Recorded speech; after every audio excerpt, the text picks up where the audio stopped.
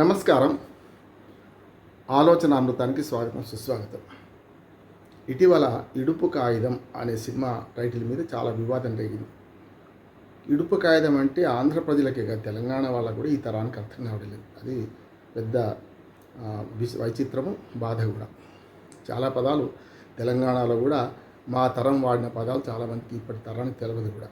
అట్లా ఇడుపు కాగితం అంటే కూడా అటు ఆంధ్ర ప్రజలు తెలుస్తలేదు, తెలంగాణ ప్రజలు తెలుస్తలేదు. తెలుగు భాష వాడుతున్నావా మరి, నిజంగా తెలిసిందేనా అంటే చాలా సరళంగా ఉంది. ఇడుపు కాగితం, విడిచే కాగితం అంటే ఒక బంధాన్ని తెగొట్టే కాగితం. కాగితం అంటే కాగితమే కదా, దాన్ని కాగితం అన్నారు. ప్రకృతి వికృతి అంటారు కదా, విడుపు కాగితం అన్నారు అనుకోండి, దాన్ని ఇడుపు కాగితం అన్నారు. ఇడుపు అంటే ఇడుపైంది, కాగితం కాగితమైంది.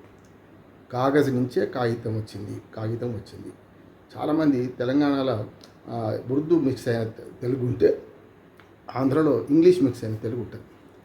అట్లాగే చాలా చుట్టుపక్కల అంటే ఏ భాష ప్రభావం పడుతుందో అక్కడి దగ్గర ప్రాంతాల్లో చిత్తూరులో తమిళ ప్రభావం ఎక్కువ ఉంటుంది. చిత్తూరు జిల్లాలో, ఉమ్మడి చిత్తూరు జిల్లాలో, అటుపోతే అనంతపురం జిల్లాలో కన్నడ ప్రభావం ఎక్కువ ఉంటుంది. అట్లాగే కర్నూలు, అట్లాగే తెలంగాణలో కూడా ఉన్న జిల్లాలు, రంగారెడ్డి అంటే కర్ణాటకను ఆనుకొని ఉన్న జిల్లాలలో చాలా వరకు కన్నడ ప్రభావం ఉంటుంది. అది ఏదైనా కావచ్చు. ఉదాహరణకు అనంతపురము, అది మన కర్నూలు, అట్లానే పైకి వచ్చిన కొద్ది రంగారెడ్డి, అట్లాగే మెదక్, మెదక్ నిజామాబాద్లో కొంత భాగం వరకు కన్నడ ప్రభావం ఉంటుంది. నిజామాబాద్ నుంచి అంతా కూడా మళ్ళీ మరాఠీ ప్రభావం ఉంటుంది. నిజామాబాద్ కానీ అటు పోతే ఆదిలాబాద్ కానీ మరాఠీ ప్రభావం ఉంటుంది. అట్లాగే ఖమ్మంకి వస్తే ఆంధ్ర ప్రభావం ఎక్కువ ఉంటుంది భాష మీద కదా. అట్లా చూసుకుంటే వరంగల్, ఇవన్నీ ఇంకా కొన్ని మాండలికాలు ఇంకెక్కువ ఉంటాయి. సెంట్రల్ తెలంగాణ అంటారు వరంగల్ కానీ, లేకపోతే ఈ పక్కన కిందికి వస్తే నల్లగొండ కానీ, నల్లగొండలో మళ్ళీ ఆంధ్ర ప్రభావం కొంత ప్రాంతం ఉంటుంది. అందుకనే ఎటు పైకి వరంగల్లో కూడా ఎటు నాగరావం ప్రాంతం పోతే మళ్ళీ ఛత్తీస్గఢ్, మహారాష్ట్ర ప్రభావం ఉంటుంది పైకి పోతే. అందుకని అసలు ఏ ప్రభావం పడకుండా ఉండవు. చాలామంది ఏమనుకుంటారంటే ఆంధ్ర తెలుగే కరెక్టు, తెలంగాణ తెలుగు తప్పు అని. అందుకని ఈ మధ్యన ఒక ఆకతాయి ఆంధ్రవాడ, తెలంగాణ వాడ తర్వాత కానీ వాడు పెట్టిన పోస్టు ఇవాళ మొత్తం ఇడుపు కాగితం అనే దాని మీద పెద్ద ఎత్తున చర్చకు రాజేసింది. అంటే ఇడుపు కాగితం అనే మాకు అర్థమైతే లేదు, ఇది తెలంగాణ పదం అనుకుంటున్నాను, దీనికి అర్థం కూడా తెలియదు, దీనికి సబ్ టైటిల్స్ తెలంగాణలో ఉంటాయా, తెలుగులో ఉంటాయా, తెలంగాణ పదం కాదు అది, తెలుగులో ఉంటాయా అని ఒక సబ్కాస్టిక్గా పెట్టడమే కాక తన పేరు ఇక్కడ చెప్పుకోకుండా, సరే ఎవరో పేరు చెప్పిండు అని తర్వాత అంటున్నారు కానీ పేరు మొదలు చెప్పుకుంటే సర్వమతాభిలాషి, మతాల ఆదరించేవాడు అని ఏదో పేరు పెట్టుకుంటాడు. మరి సర్వమతాలు ఆదరించేవాడు సర్వ భాషలను కూడా ఆదరించాలి కదా. అందుకని వచ్చాడన్నా వచ్చిండన్నా వరాల తెలుగు ఒకటేనన్నా అని ఎన్నడో మన సీనారాయణ గారు రాశారు. అందుకని ఇడుపు కాగితం అంటే అర్థం కాకపోతే తెలుసుకోండి అంటున్నాను. విడాకుల పత్రం అన్నట్టు. మావిడాకులు అనే సినిమా వచ్చింది కదా. మావిడాకులు అంటే మామిడాకులు వేరు, మా విడాకులు అదే దానే సెటైరిక్గా చేసింది. ఇడుపు కాగితం కూడా అంతే. ఇడుపు కాగితం మీద సెటైర్ వేసిన వాడికి జవాబుగా తెలంగాణ ప్రజలు తిరగబడ్డారు, తెలంగాణ అస్తిత్వ పోరాటం తిరగబడ్డది, తెలంగాణలో ప్రతి ఒక్కరు మాట్లాడుతున్నారు. నేను కూడా ఈ మధ్యన మాట్లాడొద్దని ఊరుకున్నాను, కానీ ఊరుకోక తప్పడం లేదు. అంటే ఊరుకుంటే లాభం లేదని మాట్లాడాల్సి వస్తుంది. ఎందుకంటే ఇడుపు కాగితం అనే పదాన్ని ఇవాళ ఎద్దేవా చేస్తున్న ఇట్లాంటి ఆంధ్ర అభిమానులో లేకపోతే దుందుడికి వ్యక్తులో ఇవాళ కొత్త కాదు, మొదటి నుంచి ఉన్నారంటున్నారు. తెలంగాణ తెలుగును తురకాంధ్రం అని ఒకడు అన్నాడు, ఒక పెద్ద కవి. అందుకని పేరు కూడా ప్రస్తావించి ఇష్టం లేదు. అంటే కాళోజీ నారాయణ ఏమన్నారు, అరే మా తెలుగులో ఉర్దూ మిస్ అయితే మీ తెలుగులో ఇంగ్లీష్ మిస్ అవుతుంది అనుకుంటూ కొన్ని ఉదాహరణలు కూడా చెప్పిండు కాళోజీ నారాయణరావు గారు. ఏమన్నాడంటే, ఎస్టర్డే నైట్ మెడ్రాస్ మెయిల్ ఎక్కి మాత్రమే, మెడ్రాస్ మెయిల్కి లేకపోతే బయలుదేరి సికింద్రాబాద్ లేకుంటే హైదరాబాద్ స్టేషన్కు మార్నింగ్ 5 AM రీచ్ అయినా అని అంటాడు. మెడ్రాస్ మెయిల్ నుంచి మొదలుకొని ఎస్టర్డే నైట్ నుంచి మొదలుకొని తెల్లారి ఎర్లీ మార్నింగ్ అనే మొదలుకొని అన్ని ఇంగ్లీష్ పదాలు. ఎక్కడ తెలుగు ఉందా? కియో లోల్లో గంతే, కియో తప్ప ఇంకోటి ఏం లేదు, తెలియలేదు. ఈ తెలుగులో తెలియలేదు కదా అసలే. మా తెలుగులో ఉర్దూ పదాలు కలవచ్చు, కానీ ఈ ఉర్దూ పదాలు కలిసిన తెలుగు కంటే నీ ఇంగ్లీషు మొత్తం ఇంగ్లీష్ పదాలు. హైదరాబాద్ అంటాడు, హైదరాబాద్ కూడా అన్నాడు. అందుకని ఇవన్నీ ఎట్లా ఉన్నాయంటే ఇంగ్లీష్లో ఏది అక్షరం ఉంటే ఆ అక్షరం పలుకుడు మీరు, కనుక మీ తెలుగులో తెలుగు ఎంత అని ప్రశ్నించండి ఆయన. ఇట్లా ఇదే కాళోజీ నారాయణరావు గారు ఆనాడు హైకోర్టు అడ్వకేట్గా ప్రాక్టీస్ చేస్తూ అప్పుడు 56 తర్వాత ఆంధ్రప్రదేశ్ హైకోర్టు వచ్చింది. అంతకుముందు మద్రాసులో ఉండే హైకోర్టు వాళ్ళకి, ఇటు హైదరాబాద్ హైకోర్టు మొదటి నుంచి ఉన్నది.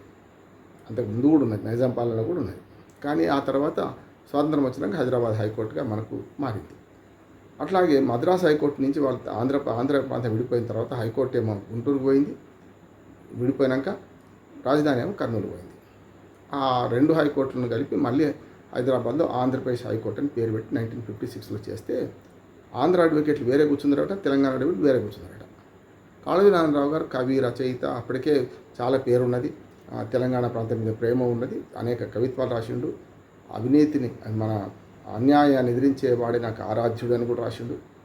అటువంటి ఆయన పట్టుకొని ఒక తొంటరి ఆంధ్ర అడ్వకేటు, అరే తెలంగాణ వాళ్ళకు కూడా బాగానే తెలుగు వస్తుందే అని మాట్లాడినాడు. అంటే అప్పుడు ఏమంటివిరా అని వెనక్కి తిరిగి ఆ అడ్వకేట్ మందలిస్తూ, అసలు మీ తెలుగులో తెలుగెంతరా, మీకు అర్థమైంది అసలు? జరూరుగా రా అంటే తెలుగు అనుకుంటున్నారా? దరఖాస్తు తెలుగు అనుకుంటున్నారా? ఇట్లా 100 పదాలు చెప్తాను నేను, మీరు తెలుగు కాదు, మీరు మాట్లాడే దానిలో చాలా ఉర్దూ పదాలు ఉన్నాయి, కానీ మీరు దాన్ని తెలుగు అనుకొని చేసుకుంటున్నారు అని చెప్పి 100 పదాలు చెప్పినట్టు ఆయన.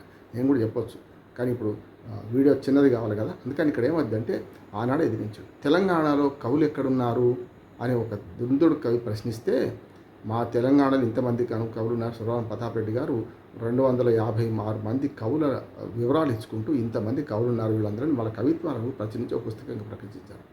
అది కదా తెలంగాణ గొప్పతనం. ఆనాటి నుంచి ఈనాడు దాకా తెలంగాణ సమాజాన్ని ఓన్ చేసుకోకపోవడం వల్లనే ఇవాళ తెలంగాణ విభజన జరిగింది. భాషను అవమానించి, ప్రాంతాన్ని అవమానించి, మనుషులను అవమానించి, మనుషుల వేషభాషలను అవమానించి, సంస్కృతిని అవమానించి, తెలంగాణ అస్తిత్వాన్ని అవమానించినందుకే 2 రాష్ట్రాలకు పోయింది. అందుకని ఇప్పుడు ఇడుపు కాయిదం మీద వివాదంలో ఇప్పుడు ఏమంటున్నారే, తెలంగాణ ఆంధ్రప్రదేశ్ 2 ఎప్పుడు ఇడుపు కాయిదం ఎప్పుడో అయిపోయింది, ఇంకా ఇడుపు కాయిదం సినిమా మళ్ళీ మీకు ఎందుకు అక్కసు వస్తుంది? మీకు 12 ఏళ్ల కిందే మనం ఇడుపు కాయిదం పెట్టుకున్నాం, 2 రాష్ట్రాలు వేరే, ఎవరు వాడు బతుకుదాము, నష్టమేముంది అని మాట్లాడుతున్నాం. ఇప్పుడు భాషా సంకరం లేకుండా ఏ భాష అభివృద్ధి చెందదు. అది మన లాటిన్ భాష లేకుండా ఇంగ్లీష్ లేదు, సంస్కృతం లేకుండా భాషలకెల్లా తల్లి సంస్కృతం అన్నారు. చాలా సంస్కృతం భాషలు మాటలు లేకుండా తెలుగు పదాలు లేవు. ఆంధ్రీకరణ అన్నారు కానీ తెలుగు ఉండదు అందరూ. చాలా వరకు నన్నయ్య, తిక్కన, ఎర్రన వీళ్ళందరూ కూడా ఆది కవి నుంచి మొదలు పెడితే వాళ్ళందరూ కూడా తెలుగు రాయలే, వాళ్ళు ఆంధ్రమే రాసిండు. సంస్కృతాన్నే నకార పనులు తీసేస్తే తెలుగు అయింది. పోతరామాత్యుడు కూడా రాసిండు. అందుకని మొదటి నుంచి కూడా మనము తెలంగాణ అస్తిత్వ పోరాటానికి ఒక పెద్ద గీటు రాయి పోతున్నా.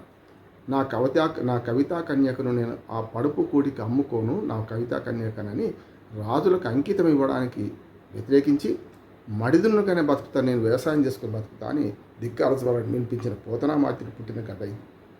అట్లానే జమీన్ జంగల్ అని కొమరం భీం ఆదిలాబాద్ జిల్లాలో నైజాం మీద పోరాటం చేసిన గడ్డ ఇది. అంతకంటే ముందే 700 ఏళ్ల క్రితం సమ్మక్క సారక్కలు కాకతీయ సామ్రాజ్యం మీద తీవ్రంగా వ్యతిరేకించిన పోరాట ఖిల్లా వరంగల్ జిల్లా చూస్తున్నాం మనం. ఇటువంటి దాన్ని విడిచిపెట్టి వాళ్ళ ఇడుపు కాయిదం అనే మాటను తెలంగాణ పదం కనుక మాకు అర్థమైతలేదు కనుక మీరు తెలుగులో సబ్టైటిల్స్ చేస్తారా అనే మాట అన్నారే, దానివల్ల తెలంగాణ పౌరుషం మరోసారి వచ్చింది. ఈ మధ్య రకరకాలుగా మాట్లాడుతున్నాం, చూస్తున్నాం. పవన్ కళ్యాణ్ అయ్యే జాగిరా అంటాడు. ఈ మధ్యన మళ్ళీ గోర్జాలు చేస్తున్నాయి. మళ్ళీ ఈ మధ్యన ఆంధ్ర ఆధిపత్య ధోరణులు పెరుగుతున్నాయి. ఎందుకంటే మొన్నటిదాకా నేను కేసీఆర్ రాజకీయాన్ని సమర్థించను మొత్తం, కానీ కేసీఆర్ విధానాలు కూడా మొత్తం సమర్థించను. కానీ కేసీఆర్ అని ఒక పెద్ద మనిషి కర్ర పట్టుకొని కూర్చోవడం వల్ల ఏమైందంటే గట్టిగా తెలంగాణ అస్తిత్వాన్ని అవమానపరచడానికి కొంచెం భయపడ్డారు కూడా. అయినా జరుగుతూనే ఉన్నాయి, తెలంగాణ సంబంధించిన సాంస్కృతిక దాడి జరుగుతుంది. కానీ ఈ మధ్యన తెలంగాణ ముఖ్యమంత్రిగా రేవంత్ రెడ్డి వచ్చిన తర్వాత గత 2.5 ఏళ్ళుగా మళ్ళీ ఎంట్రీ మొదలైంది. తెలంగాణ ఆధిపత్య ధోరణి, తెలంగాణ మీద ఆధిపత్య ధోరణి, ఆంధ్ర ఆధిపత్య ధోరణి, దాంతోపాటు పెద్ద ఎత్తున దిగుమతి నాయకులు, సంకర నాయకులు అందరూ వచ్చి ఇవాళ మళ్ళీ తెలంగాణ భాషను, వేషాన్ని అన్ని అవమానించే పరిస్థితి చేస్తున్నారు. అందులో భాగంగానే పవన్ కళ్యాణ్ మనం మాట్లాడడం మీ అయ్యే జాగీరా అని. దానికి అన్ని పార్టీలు సమాధానం ఇచ్చినాయి, కాదని కాదు. కానీ మెల్లమెల్లగా విగ్రహాల గురించి కూడా ఒకటి వస్తున్న చర్చ. ఉదాహరణకు విగ్రహాల మీద కూడా జరుగుతుంది ఏంది చూస్తున్నాం కదా మనం. మనకు రోషయ్య విగ్రహం, ఎన్టీ రామారావు విగ్రహం, బాలసుబ్రహ్మణ్యం విగ్రహం, నేను మహానుభావులుగా వాళ్ళని ఒప్పుకుంటాను, దాని ఏం లేదు.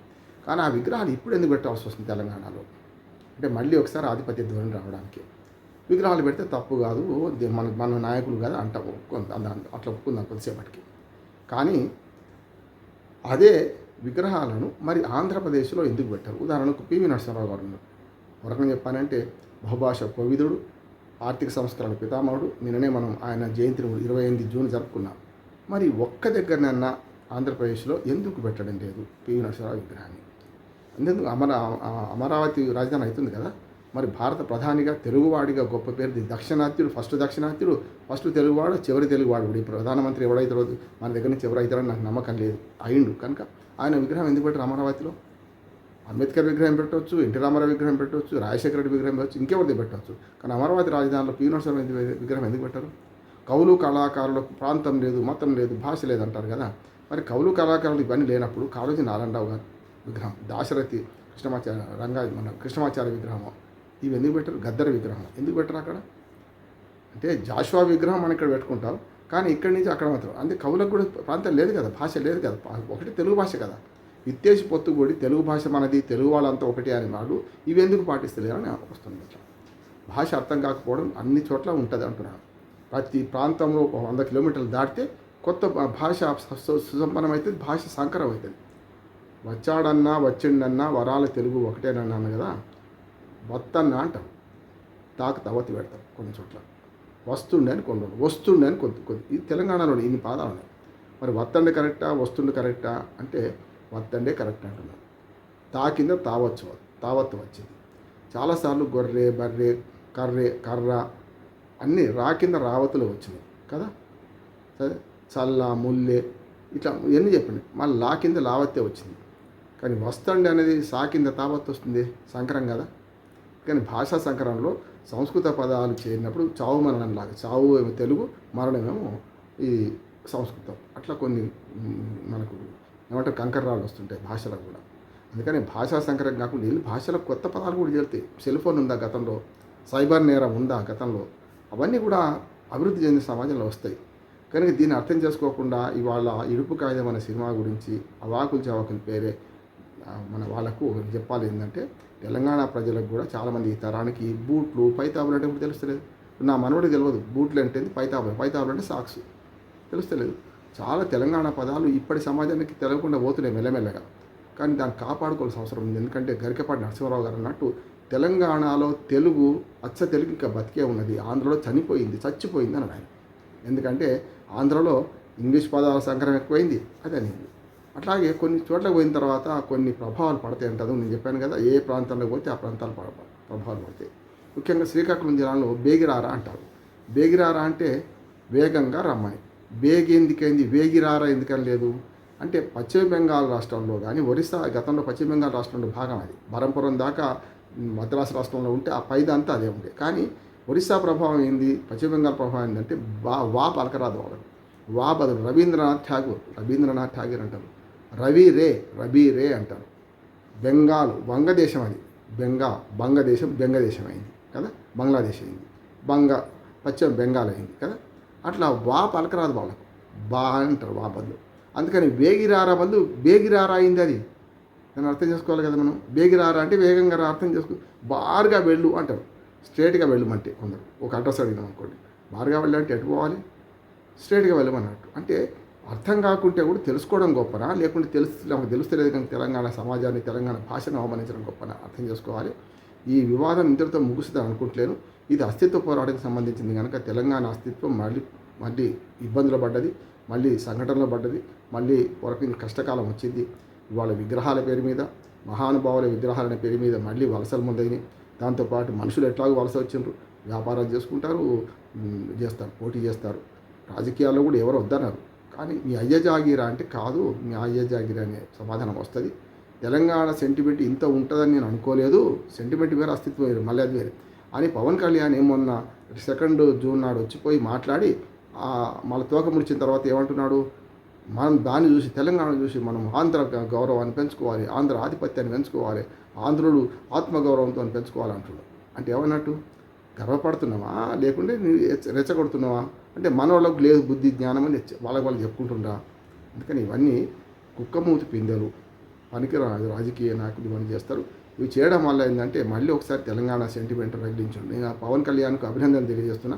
అట్లాగే ఇడుపు కాగితం అనే సినిమా టైటిల్ను అవమానపరుస్తూ రాసిన ఎవడో ఒకడు కావచ్చు, వాడిని కూడా అభినందిస్తున్నాను. ఎందుకంటే దీనివల్ల ఇప్పుడు తెలంగాణ అస్తిత్వం మరొకసారి మర్చిపోయిన అస్తిత్వం మళ్ళీ పెరిగింది. అందుకనే స్వాతంత్రం వచ్చనని సభలే చేసి సంబరపడగానే సరిపోదోయి, సాధించిన దానికి సంతృప్తిని చెంది అదే విజయం అనుకుంటే పొరపాటోయి అని ఆగకుండా సాగిపోమని స్వాతంత్రం వచ్చిన కొత్తలో శ్రీశ్రీ గారు వెలుగునీళ్ళు సినిమా పాట రాశారు. తెలంగాణ వచ్చిన కొత్తలో న్యాయం చదివాను, తెలంగాణ వచ్చిన దినోత్సవం నాటి చదివాను. మనం ఇక్కడికి ఆగితే లాభం లేదు, ఎట్లాగో తెలంగాణ వచ్చింది, మనం బతుకుతున్న ఇంకేంది అనుకుంటే ఇట్లాంటివి వస్తాయి ఇవన్నీ కూడా. కనుక తెలంగాణ అస్తిత్వాన్ని, భాషను, సంస్కృతిని కాపాడుకోవాల్సిన అవసరం మనకు వచ్చింది. దానికి ఎవడు అడ్డు కలిగినా తప్పనిసరి దాన్ని తగిన జవాబు చెప్పాల్సిన అవసరం ఉంది. జవాబు అంటే జ్ఞాపకం వచ్చింది, ప్రశ్న సమాధానం ఇది తెలుగు. కానీ సవాల్ జవాబు అంటారే, సవాలు ఉర్దే జవాబు ఉర్దే. చాలామంది ఆంధ్రులు ఏమనుకుంటున్నారు, సవాలు అంటే తెలుగు అచ్చ తెలుగు అనుకుంటారు, జవాబు అంటే జవాబు ఉర్దూ పదం, సవాల్ అనేది ఉర్దూ పదం. సవాల్ జవాబు కూడా తేడా తెలియని వాళ్ళు తెలుగు అనుకుంటే వాళ్ళకు ఈ ఇడుపు కాగితం సంగతి ఎట్లా తెలుస్తుంది నేను అడుగుతున్నాను. కనుక ఇడుపు కాగితం సినిమా తీసినోడు ఆంధ్రుడే, హీరో హీరోయిన్లు అంతా ఏముందో తెలియదు, ఆంధ్రుడే కావచ్చు. మరి అటువంటి అప్పుడు చూసే మనసు కళ్ళుంటే ఏదైనా చూస్తామంటున్నాం. అందుకనే ఇవాళ మామిడాకులకు తెలుగు సబ్ టైటిల్స్ ఉంటాయని అడగని వాళ్ళు ఇవాళ ఇరుపు కాగితానికి సబ్ టైటిల్స్ ఉంటాయని అడుగుతున్నారంటే దుర్మార్గమైన ముచ్చట. అందుకని బలగం లాంటి సినిమాలు సక్సెస్ అయినట్టు దానికి కారణం తెలంగాణ నేటివిటీ ఉన్నది కనుక. అట్లాగే మేము చూడని ఇళ్లను మేము సినిమాలో చూసినాం. జమీందారు అనే సినిమా వచ్చింది కదా. జమీందారు ఏంటిది? జమీందారు అంటే జామీందారు, జామీన్ అంటే భూమి, భూమి ఎక్కువని చౌదరి అంట, సౌదరి. అది యాక్చువల్గా చౌదరి అంటే కమ్మలే కాదు, సౌదరి అంటే 100 ఎకరాల నుండి సౌదరి అయింది. ఆ సౌదరి పోయి చౌదరి అయింది. అది సా అంటే తప్పు అనుకుంటున్నారు. అందుకనే కొన్ని పదాలకు వాళ్ళకి అర్థాలు కూడా తెలియకుండా మాట్లాడుతుండ్రు. కొత్తను కొత్త అనాలి, కొత్తను క్రొత్త అనొద్దు. క్రొత్త అంటే అది క్రొత్తదనమే. చదువుకున్నోడే ఎక్కువ, చదువుకోకముందు కాకరకాయ అన్నాడు, చదువుకున్నాక కీకరకాయ అన్నాడు. ఒక అట్లా ఉంది మన చదువులు. కనుక చదువులు ఎక్కువైతే ఇట్లాంటి పదాలు వస్తున్నాయి. కనుక ఇడుపు కాగితం సినిమా గురించే మాట్లాడుకుంటూ ఇవన్నీ చెప్తున్నాను. ఇడుపు కాగితం చుట్టే మనం తిరగాలి. ఇప్పుడు ఇడుపు కాగితం అంటే మా ఊళ్ళో మొలుగు రాజయ్య అని ఒక ఆయన ఉన్నాడు, నా ప్రజ్ఞాపురం, సిద్దిపేట జిల్లా. ఇప్పుడు అంత ఉమ్మడి మెదక్ జిల్లా. అప్పుడు మా ఇంటి ముందర జస్ట్ ఒక 100 గజాల దూరంలో ఒక ఆయన ఓ మూల మీద ఇల్లు ఉంటుండే, కోమట ఆయన ఇంటికి చాలామంది వస్తారు. చాలామంది ఎందుకు వస్తుండ్రు నాకు అర్థం కాకపోతుండే. ఎప్పటికో పంచాయతీ నడుస్తూనే ఉండి ఇంటి ముందర రోజుకొకటి. ఇంకా ఆయన టైం ఇస్తుండే, అపాయింట్మెంట్ ఇవ్వాలి. ఎందుకంటే ఆయన ఇడుపు కాగితాలు రాస్తారు అనేవాళ్ళు. ఇడుపు కాగితాలు ఏంటిది అంటే, ఇడుపు కాగితం అంటే భార్యాభర్తలు విడిపోయేటప్పుడు రాసుకునే కాగితం. మరి భార్యాభర్తలు విడిపోయేటప్పుడు రాసుకునే కాగితాన్ని ఇడుపు కాగితం అని ఎందుకు అన్నారంటే చెప్తే విడిపోతుంది కదా. అంతకుముందు మంగళసూత్రం కట్టిండు, బంధంలో ఉన్నారు వాళ్ళు, మంగళసూత్రం విలువ పోతుంది, అయిపోతుంది. కనుక ఏంది ఇడుపు కాగితం. విడాకులు అంటే విడి ఆకులు అంటే అప్పుడు గతంలో ఆకుల మీద తాటి ఆకుల మీద రాసుకుంది కదా ఏదైనా అగ్రిమెంటు. కనుక అగ్రిమెంటు వాయిడు అంటే మనం రద్దు చేసుకోవడం లాంటిది అన్నట్టు కదా. అట్లా ఇది కూడా అంతే, పెళ్ళి అనేది అగ్రిమెంట్ లాంటిది. పెళ్లిలో మంగళసూత్రం కట్టిండ్రు కానీ చేసుకుందాం. చాలామంది అడ్వకేట్లు మా దగ్గర, నేనైతే చాలా చేసిన విడాకుల కేసులు, కానీ ఇడుపు కాగితం కేసులు కోర్టు నుంచి ఇప్పించా, నేను సొంతంగా రాసింది కాదు. కనుక చాలామంది అడ్వకేట్లు కూడా ఈ విడాకుల కాగితాలు రాయరు, లేకుంటే విడాకులు చేయరు, అంటే విడాకుల కేసులే చేయరు. చాలామంది ఇప్పుడు బ్రాహ్మణులు ఏం చేస్తారంటే శుభకార్యాలు చేస్తాం కానీ మేము అశుభకార్యాలు చేయము, తద్దినాలు చేపెట్టము, అట్లాగే కర్మకాండం జరిపించము అంటారు. కొంత పెట్టుకుంటారు, ఇది పెట్టినోడు అది పెట్టొద్దని ఏముండదు. ఇప్పుడు మంత్రసానితనం ఒప్పుకున్నాక పియ్యి వచ్చినా పట్టాలి, పిల్లి వచ్చినా పట్టాలి కదా. ఇప్పుడు మంత్రసానితనం ఒప్పుకున్నది, ఏదొచ్చినా పట్టాలి. ఆఖరికి చచ్చిపోయిన పిల్ల వస్తే కూడా పట్టుకోవాలి, లేదు పియ్యి గ్యారంటీ వస్తుంది. పియ్యి వచ్చినా పట్టాలి, పిల్లి వచ్చినా పట్టాలి, మంత్రసానితనం ఒప్పుకున్నాను కన్నా అడ్వకేట్ అంటూ 2 చేయాలి. నేను కేవలం భూమి కేసులో చేస్తా, ఆస్తి కేసులో చేస్తా, నేను విడాకుల కేసులు చేయాలంటే లాభం లేదు, అంతే కదా. అందుకని మా ఊళ్ళో ఆయన దగ్గరికి ఎందుకు గిరాకు ఉండేదంటే అప్పుడు తక్కువ మంది అడ్వకేట్లు ఉండేవాడు. నేను కూడా అడ్వకేట్ని కాదు అప్పటికి. చాలామంది పొరుగుళ్ళలో కూడా అన్ని రకాల భూములు అమ్ముడు అని రాసేవాళ్ళు, కాగితాలు రాసేవాళ్ళు, సాదా బైనామాలు. కానీ ఇడుపు కాగితాలు రాకపోయేవాడు. ఇడుపు కాగితాల మొలుగు రాజయ్య అని పేరు. మొలుగు రాజయ్య ఇంటి పేరు పోయింది, ఇడుపు కాగితాల రాజయ్య అని వచ్చింది ఆయన పేరు. ఆయన దగ్గర ప్రతిరోజు ఏదైనా పంచాయతీ కూసుందరు, ఇడుపు కాగితం రాస్తే మన శిలాశాసనం ఆయన ఎంత బాగా రాస్తుందంటే, ఇడుపు కాగితం మొదలుపెట్టి ఎవరి మధ్యన ఈ కాగితం నడుస్తున్నది, ఎవరి బంధువులు ఏంది, ఎవరి సమక్షంలో రాసినాం, దానిలో ఏం జరిగింది, పిల్ల పేరేంది, పిల్లగాని పేరేంది, ఎప్పుడు పెళ్ళయింది, ఎప్పుడు విడిపోతున్నారు, ఇవాళ ఇప్పటి నుంచి మీకు సంబంధాలు ఉండవు అని ఖరాఖండిగా రాసి ఏ కోర్టుకు పోయినా, ఇవాళ కోర్టు అడ్వకేట్లు ఇవాళ రాయలేకపోతున్నారు, కానీ అంత పకడ్బందీగా ఒక కాగితం రాసేవాడు. అది సాదా బైనామాలు ఏవైనా సరే అప్పుడు రాసేవాడు. అప్పుడు డాక్యుమెంట్ రైట్స్ చాలామంది చచ్చిపోయి లేరు ఇప్పుడు. అటువంటి బ్రహ్మాండమైన కాగితాలు రాసేవాడు. ఇడుపు కాగితం రాజా అని మా దగ్గర ఉండేవాడు. ఆయన దగ్గర చెప్తే ప్రతిరోజు సంతనే ఓ అంగడిలాగా జరిగేది. ఒకటి రెండు కేసులు రోజు పరిష్కరించుకుంటూ కాగితం రాసి ఇస్తుంది. దాని మీద మన పేరు దస్తూరి అని రాసి మన ఇడుపు కాగితం మరుగు రాజయ్య అని రాసి సంతకం పెడుతుండే. ఆయన సంతకం పెడితే తిరుగులేదు వాడు మన జీవితం. వాళ్ళు కలవాల్సిందే కానీ కాగితం మాత్రం ఏ కోర్టుకు పోయినా చెల్తుండే. చెల్తలేవు సాదా కాగితాలు చెల్తలేవు. ఇడుపు కాగితం మన ఇంట్లో రాసుకుంటే చెల్లదు. బొట్టుకెళ్ళాలి, డైవర్స్ పిట్స్ వేయాలి, తీసుకోవాలి. వాళ్ళిద్దరిని దూరం ఉంచుతారు, వాళ్ళిద్దరిని కౌన్సిలింగ్ చేస్తారు. ఇప్పుడు చాలా ప్రాసెస్ వచ్చింది. నేను కూడా చేశాను కదా, దాదాపు 10-12 కేసులు ఇడుపు కాగితాలు ఎందుకంటే భార్యాభర్తలు సరిగ్గా ఉండము మేము మా మహాప్రభు అంటే ఎందుకు కల్పించడానికి ప్రయత్నం చేస్తాం, కాదంటలేదు. కానీ విడిపోతామని వాళ్ళు జిద్దుకు వస్తే విడిపోవాల్సింది. కనుక ఇడుపు కాగితం అనే అర్థానికి కూడా ఇప్పటివరకు తెలియని వాళ్ళు తెలంగాణలో ఉండడం దురదృష్టకరం. ఇప్పటికైనా సరే తెలంగాణ పదాలు నేర్చుకుందాం, తెలుసుకుందాం. ఈ సినిమా మూలంగానైనా ఇడుపు కాగితం అనే విషయం తెలిసింది. అచ్చమైన తెలుగు పదం ఇడుపు కాగితం, ఇంకేమీ లేదంటున్నాను నేను. మరొకసారి తెలంగాణ అస్తిత్వాన్ని తట్టి లేపిన పవన్ కళ్యాణ్కు, ఇడుపు కాగితం మీద ఏది ఇట్లాంటి దుర్మార్గమైన వ్యాఖ్యలు చేసిన ఒక అజ్ఞాత వీరుడే అంటున్నా, అజ్ఞాత పిరికి పందా కూడా అనవచ్చు. వీరుడు అంటే మరి ధైర్యం ఉండాలి, పేరు చెప్పకపోతే పిరికి పంద. ఇటువంటి వాడికి నిజంగా చెప్పనండి, హ్యాట్స్ ఆఫ్. మీరు చేసిన పని వల్ల తెలంగాణ అస్తిత్వం మళ్ళీ ఒక్కసారి చిగురించింది. మరొక్కసారి మేము ఆదమర్చి నిద్రపోతే మళ్ళీ తప్పులు జరుగుతాయి. తెలంగాణ అస్తిత్వం మీద, భాష మీద, ప్రాంతం మీద ఆధిపత్య ధోరణితో దాడి జరిగే అవకాశం అని తెలుసుకునే పని జరిగింది. మంచిది అంటున్నాను నేను. మరొకసారి ఇడుపు కాగితం సినిమా చూడండి, అది ఎట్లా ఉన్నా సరే చూడండి. ఇడుపు కాగితం అర్థం తెలుసుకోండి. ఇడుపు కాగితం వాళ్ళ కథ కూడా తెలియదు, నాకు ఏం రాసిందో ఏం తెలిసిందో. కానీ ఇడుపు కాగితం అనే సినిమా పేరు పెట్టడం వల్ల తెలంగాణ అస్తిత్వాన్ని మరొకసారి తట్టిలేపోయే నిర్మాతను, అట్లాగే హీరోను హీరోయిన్ అభినందిస్తూ ముగిస్తున్నాను. నమస్కారం.